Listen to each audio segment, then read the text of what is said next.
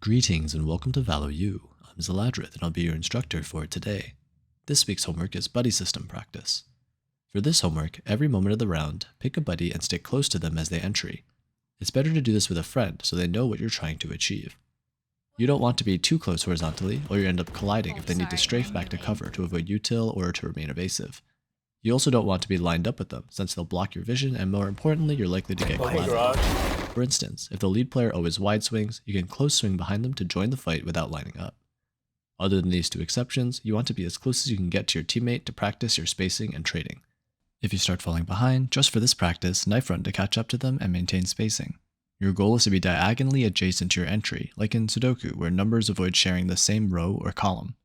Even if it's scary or you have to cross past them, always swing if your entry swings to avoid bad habits of baiting teammates. If they die or if there's another ally nearby, you can switch to attach to another buddy and continue practicing. On defense, this practice will also give up some map control to make other map control stronger with numbers advantage. This is especially effective on maps like Bind, where you can surrender a main and double hold showers, or surrender one of Hookah or Garden and hold the other. This lets defenders pinch attackers on the site hit or retake once teammates rotate. Enemies will generally save most of the util for the site take and underuse utility on extremities, so doubling or even tripling in an advanced position can be surprisingly effective.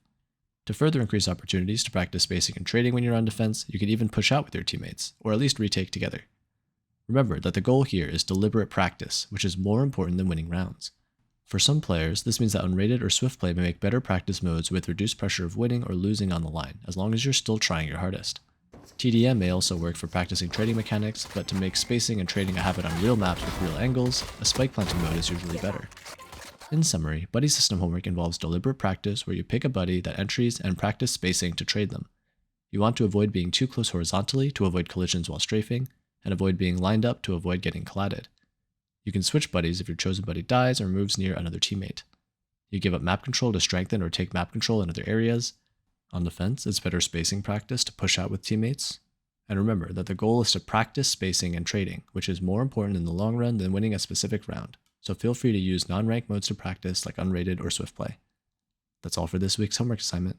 If you have any questions, feel free to reach out to the lecturer or the TAs in the comments below. Thanks for attending, and we hope you enjoy your stay here at ValoU.